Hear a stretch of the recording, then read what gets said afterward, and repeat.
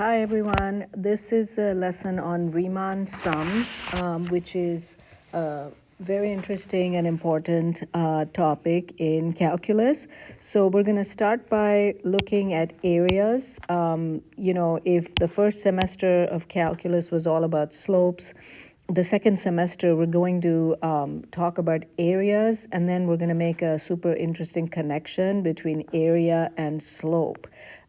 So if we're looking for estimating the area under a curve, there is a way of doing this, which is called the Riemann sum.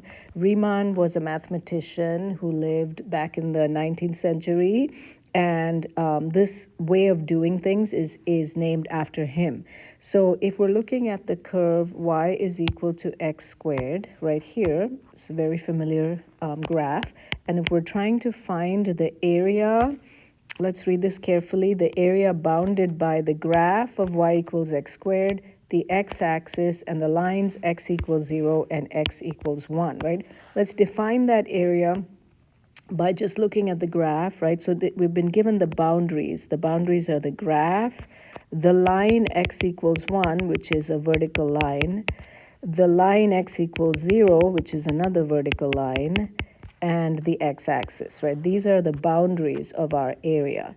So since the line x equals 0 goes right through the point 0, 0, and the two graphs meet there, basically we are looking at this area right here, okay? And you can see that because we have a curve involved as one of the boundaries, we cannot just use a simple geometry formula. It's not a triangle, it's not a rectangle, it's not a circle. We cannot use a geometry formula to get the exact area. So this is where the Riemann sum comes in. And the Riemann sum, the idea is that you can estimate this area using rectangles, right? So for example, if I were to say to you, this blue area is definitely less than this area of this red square, right? The area of the red square is 1. So clearly, since the blue area fits inside that, the area of the blue is definitely less than 1, right? So our area, if I call that A, I know that our area has to be less than 1. I can make this a little better by even thinking of a triangle, right? Riemann sum is going to be about rectangles, but I can sort of think about this triangle here.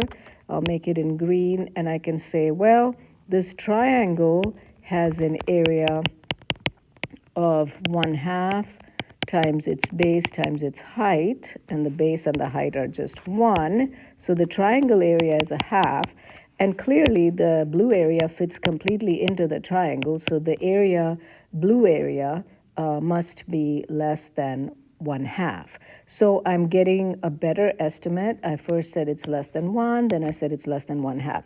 Now the Riemann sum is going to take this a step further and allow us to make an even better estimate. And the way it works is that I can divide up this blue area into rectangles by saying, for example, I could make 2 rectangles. I could say, well, I can make one rectangle here, just come to 1/2 and go up to the curve and draw a rectangle, right? So now this first part of my blue area, right, this part right here, this blue area is less than the area of this yellow rectangle, right? And then I can make another rectangle for the second part of my graph. So I just go to here, so that now I have another rectangle. I go up to the graph, and then I draw a rectangle at that height. And so now I have this rectangle here, right? And that is certainly greater than this area, the second blue piece, right? But we are using an estimation. We're saying, well, I can estimate these 2 blue pieces using these 2 yellow rectangles. And if I did that, I would be doing a Riemann sum, right? So let's do it with 4 rectangles. So let me erase what I have here, and we'll do a Riemann sum with 4 rectangles to estimate this area. So if I'm doing a Riemann sum with 4 rectangles, I'm going to come to my x-axis and divide the distance that we're after, which is our blue area sits between 0 and 1. So I'm going to divide that into 4 pieces. So I'll be at here, at 1/4, and here at 1/2, and then here at 3/4, and here at 1. And I'm going to take these, so my graph is sitting here. So I'll go up to the graph and mark off f of 1/4, right? So 1/4 is the x value, f of 1/4. This graph is f of x equals x squared. So f of 1/4 is 1/16. And then I'll go to 1/2 and think, well, that height there, the y value is 1/2, and then f of 1/2 is 1/4. And then I go to 3/4, and I think of the height there, and that would be 3/4, comma 3/4 squared, which is 9/16. And then the last point. So I've taken my 1/4, 1/2, 3/4, and then 1 goes up to 1. So I have a point at 1, 1, right? So these are going to be my heights of my rectangles, and I'm going to think of, my goal again is to estimate this blue area, but I'm going to estimate it using 4 rectangles. These are 4 Riemann rectangles that I can draw here. The first one has its width from 0 to 1/4. Its height is f of 1/4. The next one also has a width of 1/4, going from 1/4 to 1/2, but the height is going to be here at the right end of the rectangle. And then I can make another rectangle like this, and I can make another rectangle like this, right? And I can say, well, if I add up those 4 rectangles, it's not going to be exactly the blue area, but it's going to be closer than, say, just one big rectangle or 2 rectangles. So let's see what we get for R4. This would mean the Riemann sum for 4 rectangles.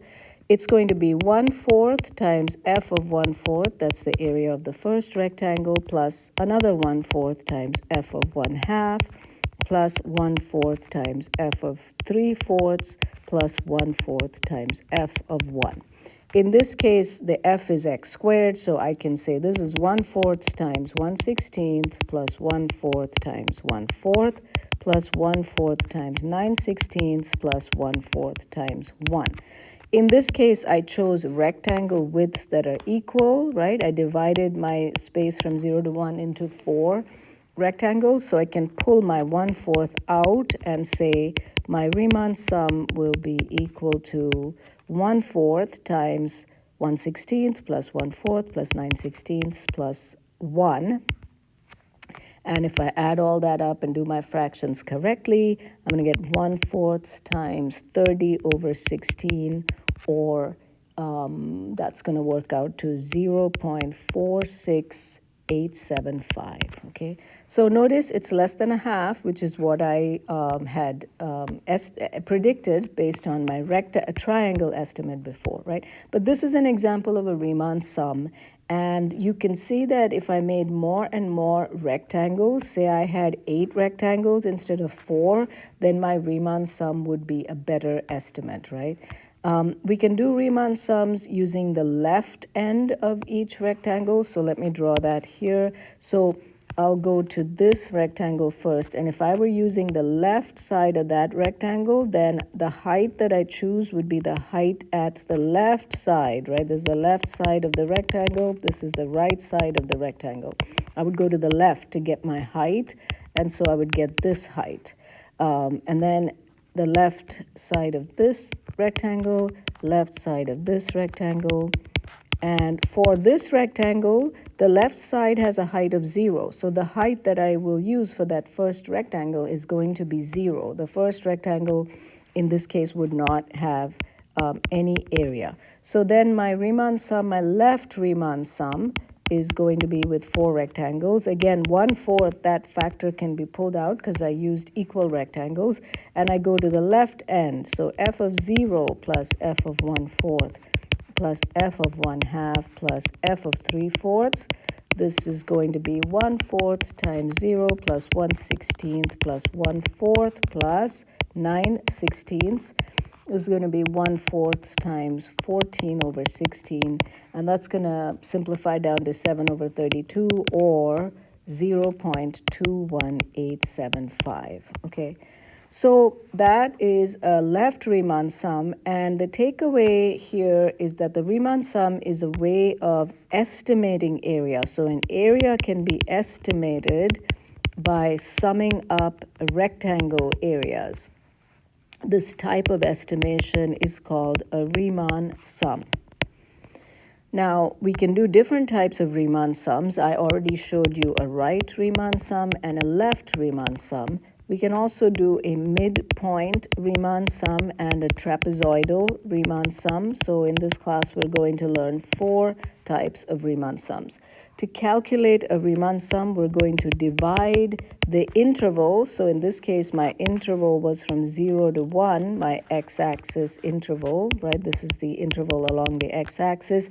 We're going to divide that into n sub-intervals, right? Sub-intervals means the rectangle widths, really, that I divided into. Now, in this example, I used equal widths of 1/4 for each rectangle. In general, the Riemann sum can be made up of equal or unequal rectangle widths, and we call the way we divide things the partition, okay? So Riemann sum with equal partition means that the rectangles are all equal widths. Unequal partition means the rectangles have different widths. Okay, so let's do some more examples. Here we are going to calculate the left, right, midpoint, and trapezoidal sum for the area between the curve y equals x cubed and the x-axis going from 0 to 3. So, different problems going to express the area differently. Here it talked about the curve, right? So we know this curve x cubed is one of our boundaries. We were given this closed interval, right? So I know my other boundary is that x is equal to 3 and x is equal to 0. Those are vertical boundaries. And then a Riemann sum is always going to have the x-axis as one of the boundaries. So I am looking for this area here, right? Notice it looks similar to the x squared, but it's not because the graph is x cubed. Now, we're asked to use 3 equal subintervals for the Riemann sum. So I have to take, notice that x equals 3 is out here. So if I divide my distance from A, which is 0, to B, which is 3, so I'm doing B minus A, 3 minus 0 divided by 3, right? This is A minus B divided, B minus A, B minus A divided by N. That's going to be our partition, right? 3 minus 0 divided by 3. In this case, it's pretty easy. The rectangles are going to sit at 1 and 2. And we're going to do all the different types, right? So if we're thinking of a right Riemann sum, so that would be called R3, the rectangle widths are all, not 1/3, the rectangle widths are all B minus A divided by N, so 3 minus 0 divided by 3 is 1. Each of the rectangles is sitting like here and then here and then here. So that common width can be pulled out. And then if I'm going to the right end of each rectangle, I'm going to f of 1, f of 2, and f of 3, right, for my heights. So my rectangles are going to look like this. And my equation is going to be 1, that's pulled out, times f of 1 plus f of 2 plus f of 3. The f here is x cubed. So f of 1 is 1, f of 2 is 8, f of 3 is 27, and my final answer is 27 plus 8 is 35 plus 1, 36. That's the right Riemann sum. For the left Riemann sum, the rectangles are still the same. The partition is still the same, right? But I'm going to the left end of the rectangles, right? So I'm going to f of 2 for the third rectangle, and f of 1 for the second one, and f of 0 for the first one. So my L3 is 1 times f of 0 plus f of 1 plus f of 2. This is going to be 1 times 0 plus 1 plus 8 or 9, right? So you can see that because the graph of x cubed was increasing the whole way along, the left Riemann sum is an underestimate and the right Riemann sum is an overestimate. Neither of them are the actual blue area, right? But they're both estimates. Okay, what about, so I'm kind of answering this question here. The overestimate is R3, the underestimate is L3.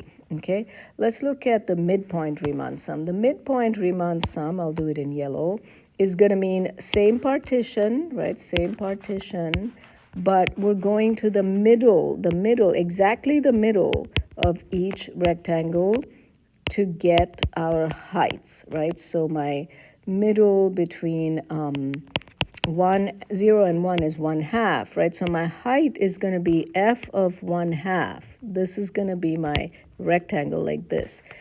Then I go to f of 3/2 and I draw, the line is going to cross the curve in this case. The rectangle top is going to go to both sides of the curve like this, right? The height of this rectangle is right here, right? F of 3/2. And then f of 5/2 is going to be here. I'm sorry, f of 5/2 is not there. F of 5/2 is up here, right? And this will be my third rectangle like that, okay? So that's a midpoint Riemann sum, okay? So we can say M3 is going to be equal to, again, 1 times f of 1/2, the middle of the first partition, f of 3/2, the height at the middle of the second rectangle, and f of 5/2. And, this is going to be 1 times 1/8 plus 27/8 plus 125/8. And if you do this, it's going to come out to 19 and 1/8, right? And you can see that that is probably a better estimate of the area than either the left or the right partitions, left or the right Riemann sum. And the reason is that if you look at, for example, this yellow rectangle in the middle, right, we are overestimating this part of this rectangle is not part of our blue area. So we're overestimating that piece, but we are underestimating this piece, right? This piece of blue area is not in my rectangle area. So we're over and underestimating each time. So the midpoint Riemann sum is often the most, oops, sorry, dropped my pencil. Midpoint Riemann sum is going to be the more accurate one because we kind of over and underestimate each time so that our final rectangle area is closer to the actual area. Okay, then let's talk about the trapezoidal sum. So a trapezoidal sum, as the name suggests, is made up of trapezoids. So we're still talking about the exact same area, the area between x cubed and this piece of the x-axis, right? So we're still talking about this same blue area. And the way we're going to estimate it, though, is by making trapezoids. So our first trapezoid, I'll make it at the right end here, is, well, actually, I should do it over here. The first trapezoid is going to be, really, it's going to boil down to a triangle because the left side here has a height of 0, right? So that first one is going to look like that. I'm going to come back to that. It's an exceptional case. In general, the trapezoids are going to be, you take the two heights at the two ends of the interval and you connect with a straight line, right? So here I now have a trapezoid. So recognize that in terms of the way we talk about trapezoids, these are the two bases. Here's a base and here's a base and here's a height, okay? So we know that in geometry, the area of a trapezoid, right, is 1/2 of the base 1 plus base 2 times height. So we can look here and say, in this case, my base 1, or the left base, is simply the function height at 1, so it's f of 1, and my base 2 is the height at the right end of this, right, which is f of 2. So this formula becomes 1/2 of f of 1 plus f of 2 times the rectangle width, right, which in this case, the height of that trapezoid is just 1. Okay, so we can do this for each trapezoid and write our area formula. So let me just draw the 3 trapezoids. And so we would say T3 is equal to, write the first one, 1/2. The first base height here is 0, right? So it's 0 plus the second base height is f of 1 times the distance or the height of the trapezoid now is equal to 1 plus 1/2 base 1, which is f of 1, plus base 2, which is f of 2, times the height, which is again 1, and the last one, 1/2 base 1, which is f of 2, plus base 2, which is f of 3, times 1, okay? So in this particular case, I can pull out the 1, this 1 out front. That won't always happen, but I can for this problem. And then I'll have in parentheses f of 0, this is really f of 0 plus 2f of 1, right? 2 times f of 1 plus 2f of 2, that's these two, right? Plus f of 1, f of 3, I'm sorry, okay? So if we do this out, we're going to get 1/2 times 0 plus 2 times 1 plus 2 times 8 plus 27. Final answer is going to be 22.5 for my trapezoidal sum, okay? And trapezoidal sum in general is also going to be more accurate because the trapezoids are going to be closer to the exact area. Okay, let's do example 3 here. Let f of x equal sine x, and we are estimating the area bounded by the graph of f, the x-axis, and the lines x equals pi over 2 and x equals pi using 4 equal subintervals and a right Riemann sum. Sketch the graph of f and the rectangles. Is your estimate an under or an overestimate? So here we have the graph already sketched. By the way, you guys should know how to draw sine x, right? So if you don't know how to get this graph, make sure that you review that. Now notice the Riemann sum here is going from pi over 2 to pi, right? So it's not always going to start at 0.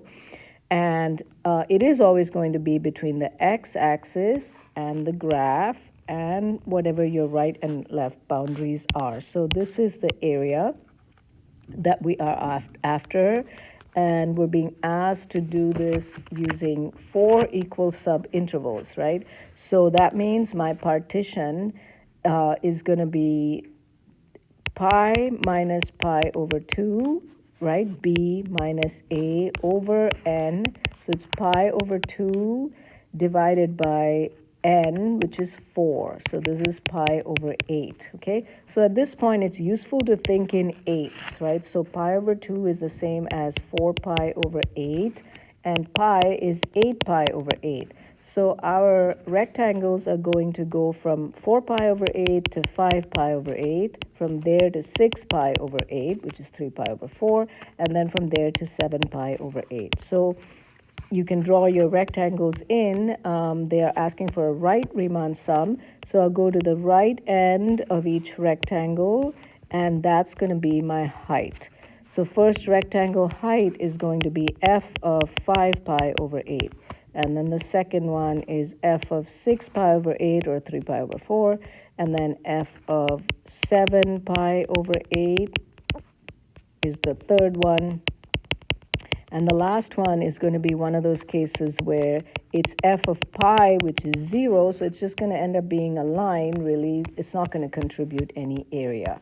So to write the sum, you would say R4 is equal to the common width, which is pi over 8, times sine of 5 pi over 8, because my f function is a sine function, plus sine of 3 pi over 4, plus sine of 7 pi over 8, plus sine of pi. And then if you have a calculator, for this one actually you do need a calculator because we don't know sine pi over 5 pi over 8.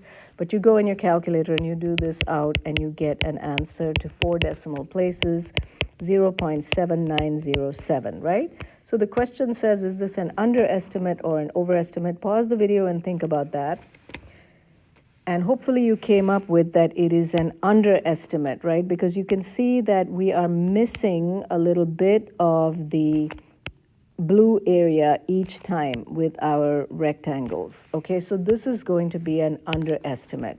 Now, whether a Riemann sum is an underestimate or an overestimate, if it comes to left and right Riemann sums, we can say this. We can say that if a function is increasing, like in the case of our x squared that we did, increasing means going up the whole way, then the left Riemann sum is going to be an underestimate, because each time you're going to be underestimating the area with each rectangle. The right Riemann sum is going to be an overestimate, okay?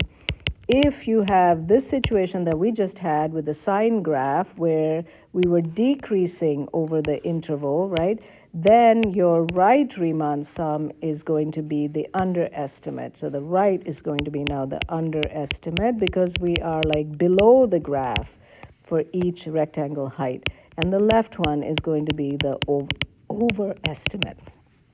Okay, next example is find the area bounded above by the graph e to the negative x, below by the x-axis, and on the sides by the lines x equals 0 and x equals 2. So notice, by the way, the different ways in which the area is being described in each question always boils down to the same thing. You have the graph, you have a vertical line on the left and the right, and you have the x-axis, right? But notice that it can be said different ways. Maybe go back and look at all the ways that we have already expressed that differently with each question. So anyway, this is my area.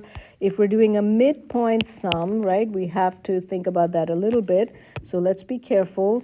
First of all, the x-axis interval is from 0 to 2. So b minus a, the b is 2 and the a is 0. So b minus a over n. N is 4 because we're being asked to do n equals 4, they said, or if they say 4 equal subintervals, right? Then we go 2 minus 0 divided by 4, that's equal to 1/2. This is the width of each rectangle. So my rectangles are going from 0 to 1/2, from 1/2 to 1, 1 to 1.5, and then 1.5 to 2, right? These are my rectangle widths. I'm doing a midpoint sum. So now here's where things get a little tricky. I need to go to the middle of each rectangle. So those would be 1/4, 2/4, 3/4, and then 5/4, right? And then 7/4. And again, when you're thinking in fourths, you may want to think of 1/2 as 2/4 and 1 as 4/4 and then 2 as 8/4 and just count in fourths. So then you go up to here. This is my midpoint of the first rectangle, and I will draw my height at that height. And as I said before, the top of that rectangle is going to cross across your graph. You're going to go, again, it's that overestimate on this side underestimate on this side, overestimate on this side. You're going to have a little piece of the blue that's cut off on one side and a little overhang of the rectangle on the other side. Okay, and then here will be my second one, and then here will be my third one, right? F of 5/4, that height, right? And then F of 7/4 at that height. Okay, so that's my situation. My equation is going to be M4 is equal to the partition width 1/4 times F of now 1/4, the middle of the first rectangle, F of 3/4 plus F of 5/4 plus F of 7/4. Super important, by the way, to know how to write this. Know how to write the Riemann sum setup. You have to be able to express it like this for any of them, midpoint, left, right, trapezoid, before you go into numbers, right? You have to show it correctly. F of 1/4 e to the negative 1/4, F of 3/4 e to the negative 3/4, F of 5/4, F of 7/4. That's just because the function is e to the negative x. And you just do this out and you get a decimal answer, 0.8557. 4 decimal places, please. Okay, this last example, I wanted to show you a trapezoidal sum again, right? So we have f of x equals e to the x. We're going from e to the x over x, and we're going from 1 to 2.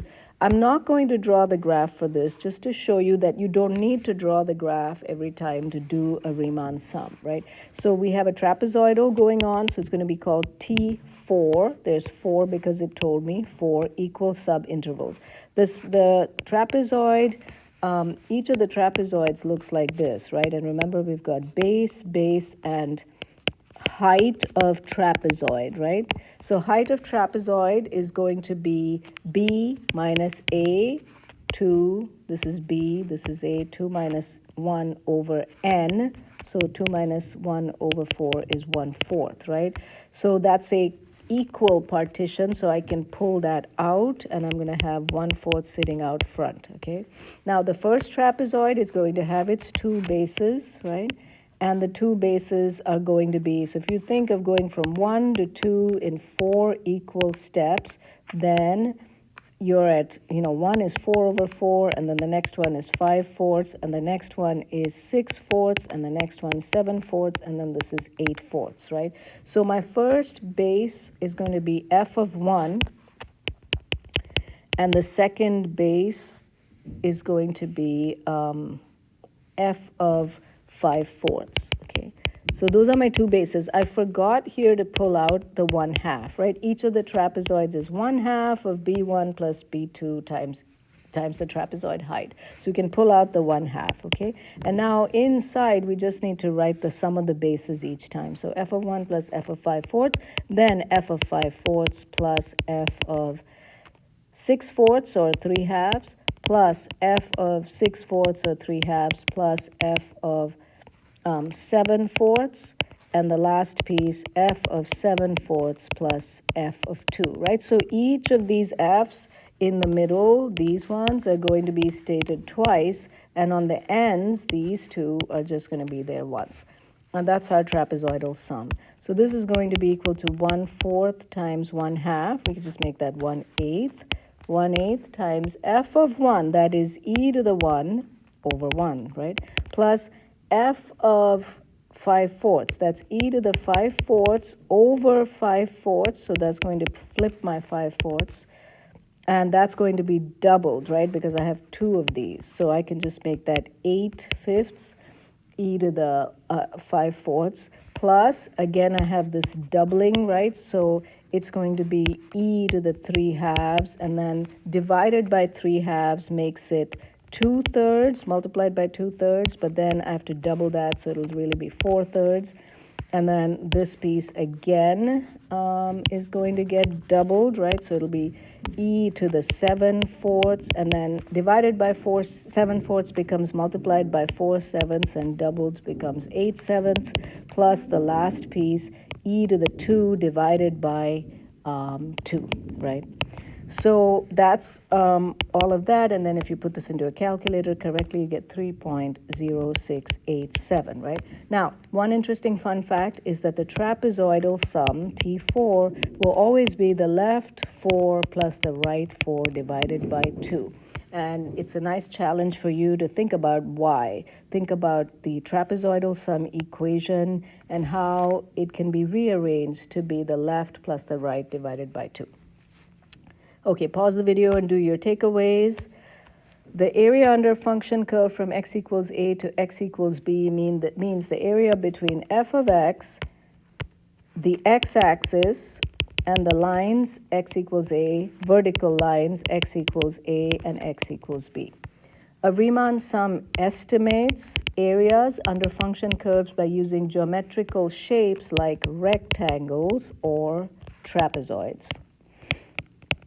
If f is a non-negative, continuous, and increasing function on an interval ab, then a left Riemann sum will be an underestimate of the area bounded by the graph of f, the x-axis, and the lines x equals a, x equals b. Hope that was clear, and Riemann sums are super fun. We're going to do in the next class Riemann sums with graphs and tables. This focus today was Riemann sums using equations and also introducing you to the various types. Have a great rest of your day.